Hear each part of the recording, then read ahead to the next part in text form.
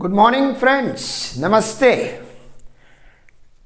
आज का जो हमारा टॉपिक है जिसके बारे में आज हम पढ़ेंगे, accountancy class 12th chapter number 3, valuation of goodwill.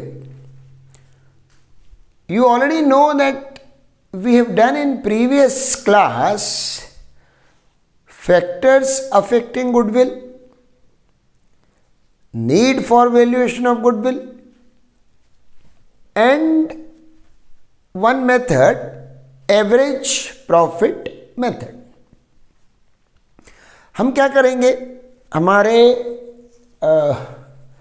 Practice sessions के लिए अपनी जो 2-3 किताबें हैं जो पॉपुलरली स्कूल्स में चलती हैं, जैसे टी.एस. ग्रेवाल, राइट, बड़ी अच्छी बुक है, अच्छे क्वेश्चंस हैं उसमें, अच्छा एक्सप्लेनेशन है चीज़ों का, राइट। आप भी जानते होंगे, आपने भी उस बुक के बारे में सुना होगा और आपके स्कूल्स में हो सकता है वो चलती भी हो।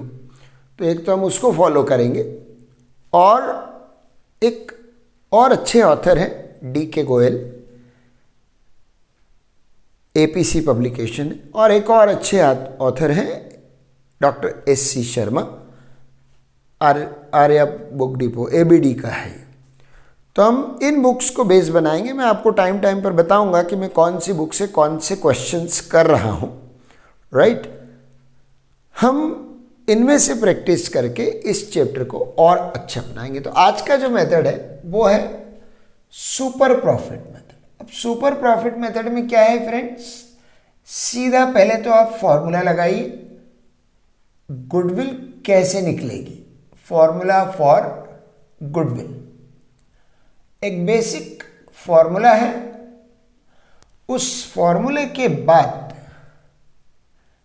आपको उसकी वैल्यूज जो भी उसमें यूज में आ रहा है data, how to calculate that, अपना अगला डिस्कशन उस पर रहेगा। तो गुडविल का फॉर्मूला इसमें है सुपर प्रॉफिट। जी हाँ, super profit multiplied by number of purchase years, number of purchase years. क्या है फॉर्मूला, एक बार फिर से पढ़ो। Goodwill is equal to super profit into, यानी गुणा करना, मल्टीप्लाई करना, काहे से, नंबर ऑफ परचेज ईयर्स। ये मैंने आपको बताया था, ये गिवन रहेगा क्वेश्चन में।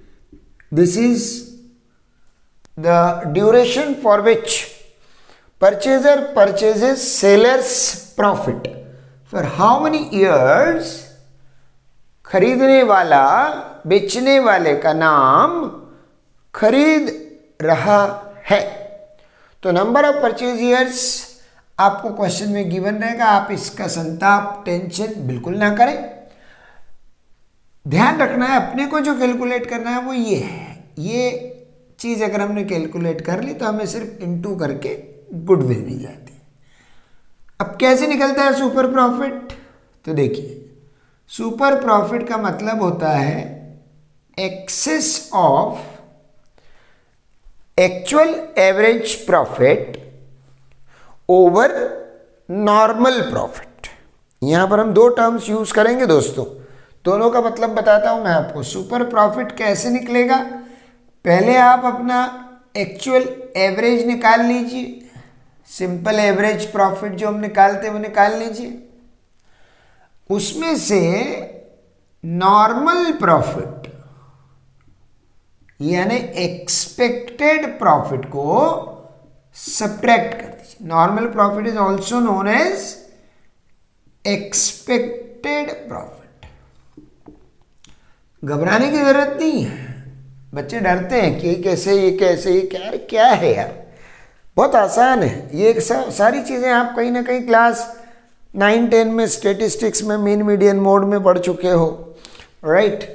11th में भी आपने बहुत सारा इससे रिलेटेड स्टेटिस्टिक्स में काम किया। एवरेज निकालना आसान है, एक्सपेक्टेड प्रॉफिट निकालना आसान है, इकोनॉमिक्स से रिलेटेड कुछ टर्म्स हैं, कुछ बिजनेस स्टडीज से है, आसान है, घबराने की बात नहीं। क्या है?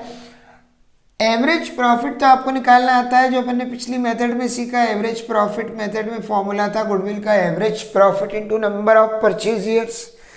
तो हम क्या करते हैं, जो भी टोटल प्रॉफिट हमको दिए रहते हैं उसमें सबसे पहले अगर कोई एडजस्टमेंट है नॉन ऑपरेटिंग एक्सपेंसेस और नॉन ऑपरेटिंग इनकम से रिलेटेड, यानी abnormal gains, abnormal losses, non trading losses, non trading profits, तो पहले हम गिवन प्रॉफिट्स को सुधार लेते हैं। अगर उनमें गलती है तो उन्हें सुधारना पड़ेंगे, सीधा सीधा एवरेज निकालने मत बैठ जाना, राइट। तो केला खाने से पहले जैसे उसका छिलका उतार के फेंकना पड़ता है, वैसे प्रॉफिट को उठाकर पहले डायरेक्ट एवरेज मत निकालना, उसे सुधारना, सुधर जाए फिर एवरेज निकालना। एवरेज निकालने का क्या है, total profit divided by number of years. अगर 4 साल के प्रॉफिट जोड़ रहे हो तो 4 से डिवाइड करो, 3 साल के प्रॉफिट जोड़ रहे हो तो 3 से डिवाइड करो। तो एवरेज तो कॉमन है, जो पिछली मेथड में भी सीखा। अब नया ये आया है, what is new, this is new, ये नई चीज आपको सीखनी है ना। तो इस पे फोकस करो। अब क्या होता है नॉर्मल प्रॉफिट, बड़ा आसान है। नॉर्मल प्रॉफिट अलग अलग लोग इसको अलग अलग तरीके से बताते हैं। नॉर्मल प्रॉफिट वैसे होता है expected rate of return in the similar class of industries. मतलब एक सरीखे जो बिजनेस होते हैं, एक तरह के जो बिजनेस होते हैं, उनमें आमतौर पे on an average tentative rate of return यानी आरओआई, रिटर्न ऑन इन्वेस्टमेंट क्या है, कितना चल रहा है मार्केट में, टेंटेटिव, अंदाजन, एग्जैक्ट नहीं, थोड़ा बहुत ऊपर नीचे हो सकता है। तो अब जैसे मान लीजिए मैं कहूँ आपसे कि मुझे रेस्टोरेंट डालना है, एक होटल डालना है खाने पीने के सामान का, कचौरी, समोसा, पाव भाजी, है ना, छोला भटूरा, राइट, इसका मुझे एक 56 दुकान में कहीं जाके रेस्टोरेंट डालना है। तो मैं देखूँ आमतौर पे जो लोग वहाँ काम ऑलरेडी कर रहे हैं वो कितना % प्रॉफिट कमा रहे हैं, क्या मेरे लिए उतना प्रॉफिट सफिशिएंट होगा अगर मिला मुझे तो मैंने अलग अलग लोगों से बात की, किसी ने कुछ बताया। उसके बाद मुझे पता चला कि ओहो 50% प्रॉफिट मार्जिन है, यानी अगर आप 100 रुपये लगाओगे तो 50 रुपया प्रॉफिट कमा के जाओगे। ऐसे अलग अलग इंडस्ट्री में अलग अलग होता है। मान लीजिए मैंने कहा मैं टेक्सटाइल का बिजनेस करना चाहता हूँ, कपड़ा बनाने का बिजनेस करना चाहता हूँ। किसी ने मुझे सर्वे करके बताया कि रेट ऑफ रिटर्न 20% है टेक्सटाइल बिजनेस में, मतलब आप 100 रुपये लगाओगे 20 रुपये कमाओगे। तो इसको हम बैंक रेट ऑफ इंटरेस्ट से भी कंपेयर कर सकते हैं कि आमतौर पर उस पर्टिकुलर टाइम पर इकोनॉमी में बैंक क्या रिटर्न दे रही है। बिजनेस में अगर हम पैसा लगाएंगे तो ऑब्वियसली हम बैंक से जितना मिल रहा है उससे ज़्यादा रिटर्न लेना चाहेंगे। आजकल तो लोग बैंक डिपॉजिट्स वगैरह पे तो डिपेंड ही नहीं करते, म्यूचुअल फंड्स में पैसा लगा के और ज़्यादा रेट ऑफ रिटर्न कमाते हैं। तो अगर म्यूचुअल फंड उस समय मान लीजिए 15% रिटर्न दे रहा है तो मैं चाहूँगा कि मेरा पैसा फिर मैं ऐसे बिजनेस में लगाऊँ जहाँ 15 से ज़्यादा तो मिले, ताकि मेरी मेहनत का रिवॉर्ड भी मुझे मिल सके।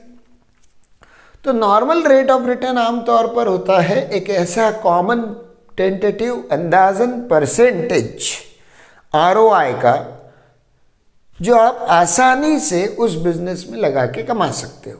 तो नॉर्मल प्रॉफिट कैसे निकाला जाएगा, कैपिटल एम्प्लॉयड, यानी कितनी कैपिटल तुमने लगाई,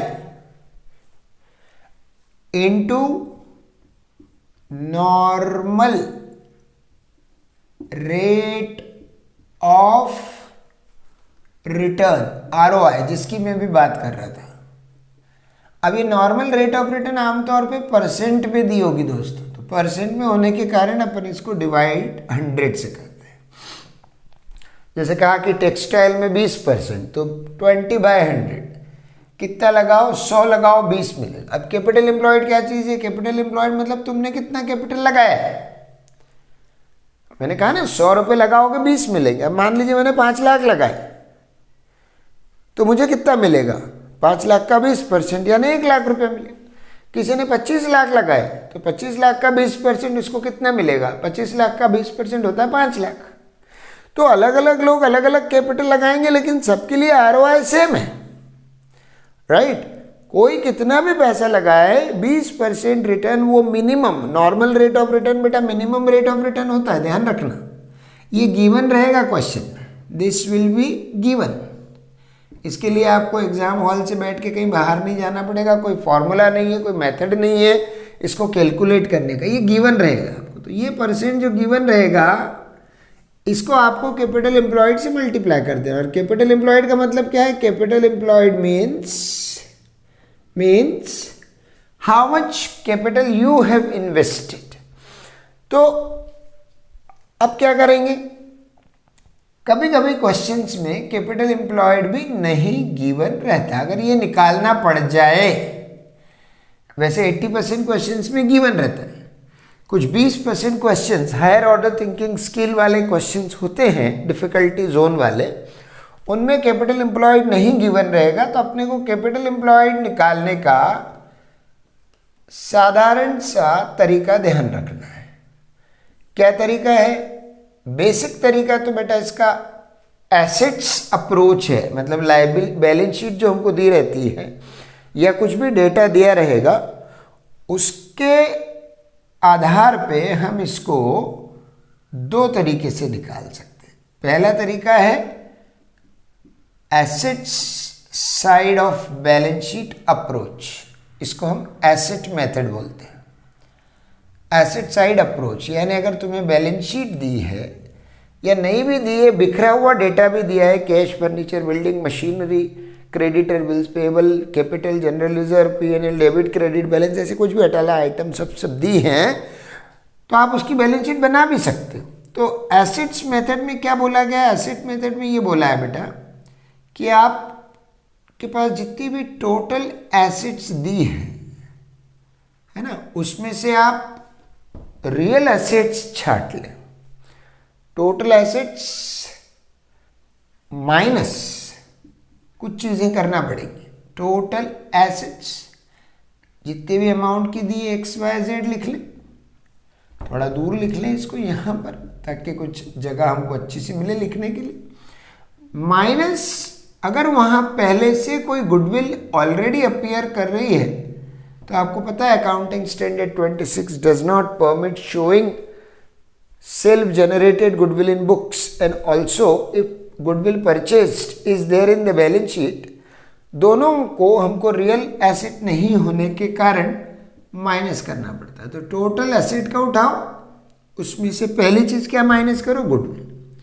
दूसरी चीज क्या माइनस करो? कोई भी फिक्टिशियस एसेट आपको दिख जाए। भरपूर एग्जाम्पल दूंगा मैं आपको इस चैप्टर में, right. Advertisement, suspense account, fictitious assets are those accounts where we spend money in lump sum, right, but we may और may not get benefit in future. कोई गारंटी नहीं है आपको रिटर्न मिलने की, और एट द सेम टाइम उसका कोई रीसेल वैल्यू नहीं है, यानी रियलाइजेबल वैल्यू नहीं। ऐसे एसेट्स को फिक्टिशियस एसेट बोलते हैं बेटा, ये भी माइनस करना पड़ेगा अपने। इसके साथ अपने को एक चीज और माइनस करना पड़ती है, नॉन ट्रेड इन्वेस्टमेंट्स। मैं आपके लिए एक बहुत प्यारा क्वेश्चन अगली क्लास में बनाने वाला हूं। मैंने आपको कहा था कि हम इतना अच्छा प्रैक्टिस करेंगे कि हमारा काम एकदम परफेक्ट हो जाए। नॉन ट्रेड इन्वेस्टमेंट्स और ट्रेड इन्वेस्टमेंट, 2 तरह के इन्वेस्टमेंट्स होते हैं। तो ट्रेड इन्वेस्टमेंट्स तो वो हैं जहां हम उन कंपनीज में या उन फर्म्स में, उन ऑर्गेनाइजेशंस में इन्वेस्ट करते हैं जहां पर हमारा ट्रेड रिलेशन है, राइट। जहां पर हमारा ट्रेड रिलेशन है उनको हम ट्रेड इन्वेस्टमेंट्स बोलते हैं। लेकिन ऐसी कंपनी जिससे हमारा कोई बिजनेस का रिलेशन नहीं है, हमारे पास सरप्लस कैपिटल था, हमने बस ऐसे ही, चूंकि वो पैसा फालतू पड़ा था, हमारे यहाँ भी यूज में नहीं आ रहा था, तो हमने उसको दूसरी कंपनी के शेयर्स डिबेंचर्स में लगा दिया, उनको लोन दे दिया। लेकिन वो हमारे बिजनेस से कनेक्टेड नहीं है, हमारे सप्लायर्स भी नहीं है, हमारे कस्टमर्स भी नहीं है, वो कुछ भी नहीं है, हमने उनको ऐसे ही इन्वेस्ट कर दिया। तो उनको नॉन ट्रेड इन्वेस्टमेंट बोलते हैं। ये 3 चीज़ें आप माइनस कर लीजिएगा। और चौथी चीज़ जो माइनस करना रहेगी वो है एक्सटर्नल लायबिलिटीज। एक्सटर्नल लायबिलिटीज मतलब किसी भी तरह की बाहरी लायबिलिटी हो, creditors, bills payable, bank loan, outstanding expenses, unearned incomes. हाँ, अगर पार्टनर ने कोई लोन दिया है तो वो नहीं, मगर अब इस पे भी सवाल है। पार्टनर ने लोन दिया है, उसके ऊपर इंटरेस्ट होता है 6% per annum which is treated as charge against profit, और उसको आपने ऑलरेडी P&L में लिख लिया होगा। और जो प्रॉफिट्स आप एवरेज निकालने के लिए ले रहे हैं वो ऑलरेडी आफ्टर इंटरेस्ट है। तो अगर इस प्रॉफिट में से इंटरेस्ट ऑन लोन कटा हुआ है तो फिर यहाँ से लोन भी कटना चाहिए। तो पार्टनर का लोन भी, उसके रिलेटिव का लोन भी, यानी creditors, bills payable, bank loan, loan from partner, outside liability में आउटस्टैंडिंग एक्सपेंसेस, अनअर्न्ड इनकम, सब तरह की आउटसाइड लायबिलिटी जब आप माइनस कर लेंगे बेटा, तो जो इसका आंसर आपको मिलेगा वो होगा कैपिटल एम्प्लॉयड। और ये जो कैपिटल एम्प्लॉयड आएगी ये आपको यहाँ लाके प्लेस करना है। इसमें normal rate of return multiply करोगे तो आपको नॉर्मल प्रॉफिट मिलेगा। नॉर्मल प्रॉफिट को आप यहाँ लाके रखोगे, यहाँ एवरेज आपने ऑलरेडी रखा है, दोनों का डिफरेंस आपको सुपर प्रॉफिट मिलेगा। सुपर प्रॉफिट को आप यहाँ लाके रखोगे, नंबर ऑफ परचेज ईयर्स आपको गिवन है, आपको गुडविल मिलेगी। बात समझ आई? पूरा उल्टा चलना है। इसका एक और अप्रोच है लायबिलिटी साइड अप्रोच, यानी बैलेंस शीट की लायबिलिटी साइड मेथड। अगर हम लायबिलिटी को बेस लें, नाम कैसे रखे मेथड के पता है आपको? लोगों ने बहुत सोच समझ के, एक्सपर्ट्स ने नाम रखे हैं। एसेट मेथड इसलिए बोलते हैं कि हम शुरुआत एसेट से करते हैं, इसलिए एसेट मेथड हो गया। लायबिलिटी साइड इसलिए बोलते हैं कि हम लायबिलिटी से डेटा उठाना चालू करेंगे, है ना। हम एसेट साइड को बेस नहीं लेंगे, हम क्या करेंगे, लायबिलिटी से डेटा उठाएंगे। तो उम्मीद है आपने फॉर्मूला लिख लिया होगा एसेट मेथड का। तो मैं इसको यहाँ से इरेज कर रहा हूँ और आपको लायबिलिटी साइड अप्रोच का भी फॉर्मूला बता देता हूँ, ताकि आप क्वेश्चन करने बैठे तो ऐसा ना हो कि क्वेश्चन आए उसका और आप कहें कि सर ने अधूरा बताया है। स्क्रीन पे पूरा सुपर प्रॉफिट मेथड व्यवस्थित तरीके से बताया हुआ है। तो लायबिलिटी साइड अप्रोच में क्या होगा मेरे प्यारे बच्चों? सबसे पहले हम उठाएंगे component number 1, Capitals of partners. मैं कौन सा वाला अप्रोच उठा रहा हूं बेटा? ध्यान रखना, ये वाला अप्रोच ले रहा हूं मैं। कैपिटल्स ऑफ पार्टनर्स यानी पार्टनर्स की कैपिटल जितनी भी देख के रखी है, सारे पार्टनर्स की कैपिटल ऐड कर ले। ABC are partners with the capital of ₹1 lakh, 2 lakh and 3 lakh. तो 1 लाख, 2 लाख, 3 लाख, 6 लाख तीनों का कैपिटल हो गया, वो यहाँ ऐड कर लेना। इसके बाद माइनस करने वाली चीजें कॉमन है बेटा, या पहले आपको मैं प्लस करने वाली चीजें बता दूं। अगर रिटेन्ड अर्निंग्स हैं, कुछ एक्यूमुलेटेड प्रॉफिट्स हैं,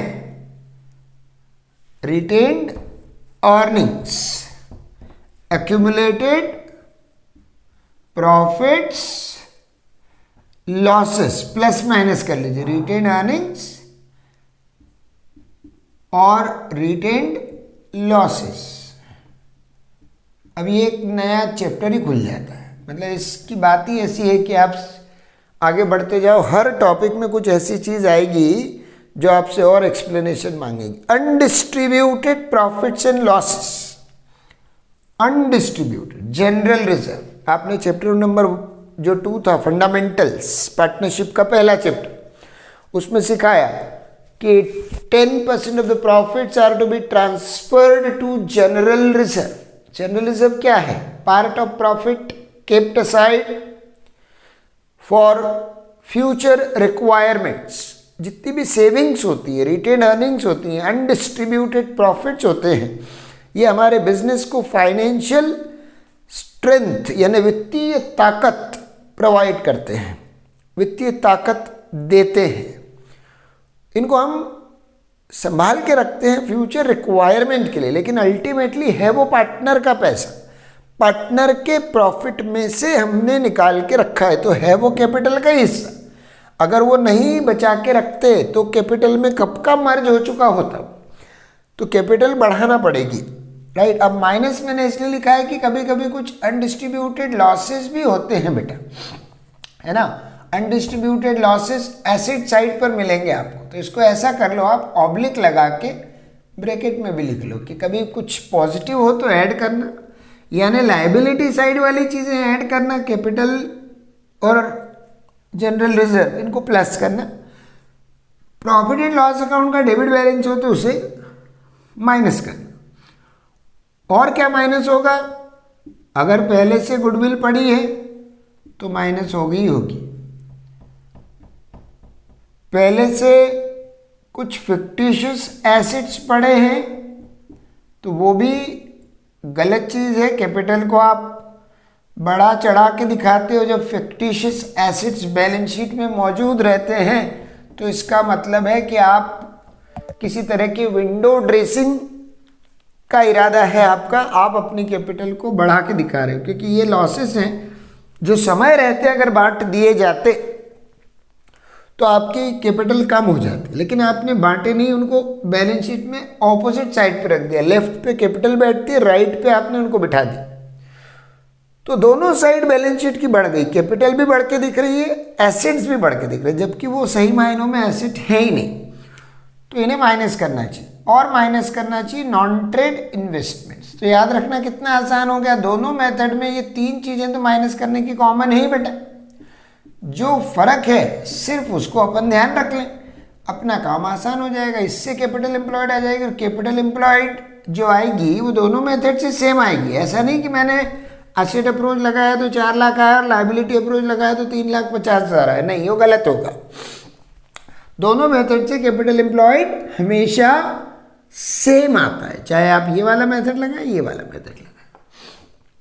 तो कुल मिला के अगर कैपिटल एम्प्लॉयड नहीं दिया है तो आप चेक करो कि क्वेश्चन में डेटा किस टाइप का है। एसेट मेथड लग सकता है क्या, ऐसे देते हैं, क्वेश्चन की ओपनिंग लाइन ही होती है। मैं नेक्स्ट क्लास में क्वेश्चन कराऊंगा तो बताऊंगा, total assets of a firm were ₹6,40,000 including advertisement suspense account of 40,000, creditors and bills payable were 1,50,000। मतलब क्या बोल रहा है, टोटल एसेट्स, तो एसेट दे के रखा है, एसेट मेथड से स्टार्ट करना, फिर बाकी की जो चीज़ें हैं वो ढूंढ के प्लस माइनस करना होती है और उसके हिसाब से फिर ये होगा। तो ये एक बेस है इसका, आप इसको देखें, समझे, रिवाइज करें। एवरेज प्रॉफिट मेथड हमने पिछली क्लास में पढ़ा, जिसका फॉर्मूला है average profit into number of purchase years, goodwill हो जाती है। एक वेटेड एवरेज प्रॉफिट मेथड भी है जिसमें वेट्स आपको गिवन होते हैं, प्रॉफिट से मल्टीप्लाई करते हैं, फिर आप sigma P W upon sigma W करते हैं, उससे वेटेड एवरेज प्रॉफिट आता है, और उससे फिर आप मल्टीप्लाई करते हैं नंबर ऑफ परचेज ईयर से, तो गुडविल आती है। सुपर प्रॉफिट का फॉर्मूला बड़ा सिंपल है, super profit into number of purchase years. यानी अब तक 3 मेथड की बात जो हमने करी, average profit into number of purchase years is equal to goodwill, weighted average profit into number of purchase years is equal to goodwill, और super profit into number of purchase years is equal to goodwill. तो method भी simple है, formula भी simple है, derivation भी simple है, सवाल की सिर्फ ज़रूरत करने की है कि हम थोड़ी सी प्रैक्टिस करें। तो अगली क्लास में हम सिर्फ क्वेश्चंस करेंगे, और क्वेश्चंस करके देखेंगे कि किस तरह का वैरायटी ऑफ डेटा हमें दिया जाता है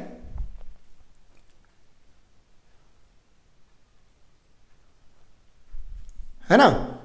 तो मैंने ये कैप्शन थोड़ा स्टिल रखा है थोड़ी देर के लिए, आपके सामने ये रहे, मैं हट जाऊं स्क्रीन से, बोर्ड पूरा आपको दिखे, ध्यान से देखें, समझें, रिवाइज करें, घबराएं नहीं, कमेंट बॉक्स में अपना कमेंट बताएं, और न्यूमेरिकल्स ज़रूर करें, है ना। वीडियो पसंद आए लाइक शेयर सब्सक्राइब करें, बेल आइकन दबा दें, टाइमली आपके पास नोटिफिकेशन आता रहे। एग्ज़ाम के 7-8 दिन पहले जब रिवीजन करना रहेगा तो सारे वीडियोस काम आएंगे मेरे, ये मेरा प्रॉमिस है आपका, और आपको 100% मार्क्स एग्ज़ाम में दिलाने में मदद करेंगे। Thank you very much, have a nice nice nice nice time, all the very best, lots of blessings to you all. धन्यवाद धन्यवाद धन्यवाद।